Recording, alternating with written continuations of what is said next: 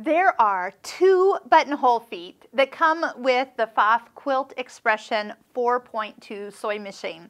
Now this is the one you're going to use most of the time because you can plug it in, tell it the length of buttonhole you want, and pretty much sit back and relax and let it stitch out. That is the easiest one. Now the other one is a manual buttonhole, meaning when you do this one, you have control of how long you want it. I've made some really long buttonholes to allow us an area to be cut open and be very secure, but I had control over the length because this one just kept going and going until I wanted to turn around. So that's nice because this does have limits. It only can travel all the way down and back, and then that's as long as that foot will go. Before I put the foot on, before we pick buttonhole stitch, let me show you something about this foot. So number one, there is a little red marker here, and there's a small little divot. So when we go to start, you're going to see me line up those two. Notice that that is not all the way at the end.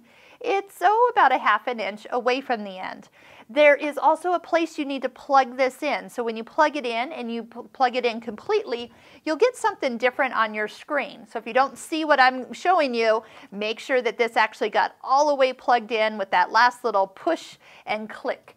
The plug-in is halfway between the front and the back of the machine underneath. So kind of right behind your needle threader, right about here when we actually plug it in. When we pick a buttonhole, so let's do stitch number 33, you do notice that you have quite a few different buttonhole styles. I recommend that you sew them all out so you can kind of see how they all work. And you have keyhole buttonholes, you have stretch buttonholes, you even have a straight stitch buttonhole. And we are going to sew a button on, and so there's a little of everything in these menus. So foot 5A is recommended, and since it doesn't see that I've plugged it in yet, it has this little reverse button. Feed dogs are up, obviously, but no dual feet. So I am going to disengage that right now so I don't try to put this foot on with that engaged.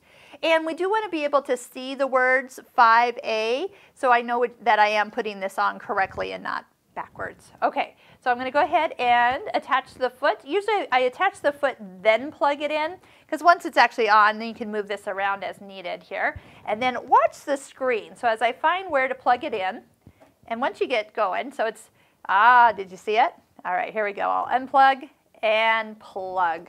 So when it's plugged in, you see an 18 that comes up, and that's a length of a default buttonhole. But if you have a button that you are making a buttonhole for, you can take your button up to this little measuring area on the edge of the lid here, slide it up at 0 at the top, and I see that this length is 18 millimeters. Now that just happens to be what is the default setting here, but let's say I had a button that is only 12. So I can use the arrows left or right, and I could dial in a 12 millimeter long buttonhole. We also, most of the time you just leave the settings where they are, but you do have the ability to adjust stitch length. And can we do, stitch length, and so you can make it more dense if you were using a thinner thread, or lengthen it out just a little bit if you were using a thicker thread.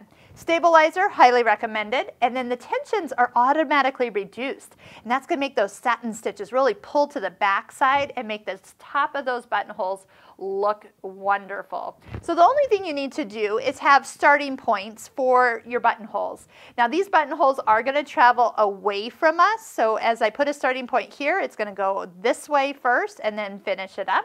We also can, once you get started, is use your start-stop button, and you don't have to even hold the foot control down, which might mean that you might adjust the speed just a little bit. So we can adjust the speed, maybe not that slow, but we'll slow it down a little bit and confirm it. So it will show on the screen, and then we can use that as a way to do a buttonhole.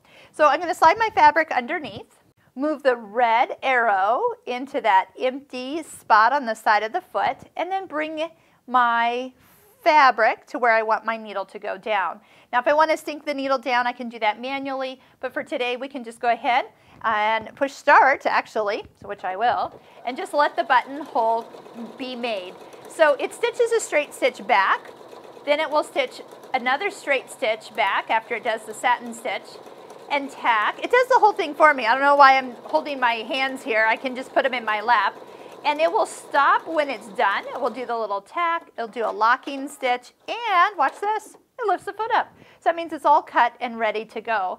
So the only thing you have to trim is that first stitch that it took. So we had that 12mm buttonhole in the machine, and so if I want to do it again, I could just make sure that this is all aligned, push the start stop button, and just let it do it again. So buttonholes can just be a matter of finding that place to start and dial in the length that you want them to be. Now we're going to do a corded buttonhole and a manual buttonhole next. We also have the eyelets that you can do, and we're getting into bar tacks and sewing the button on. So we'll just keep working our way through all the different buttonholes, and look how pretty those are. A little fray check, a little buttonhole cutter will open those up beautifully. But buttonholes, one of my favorites.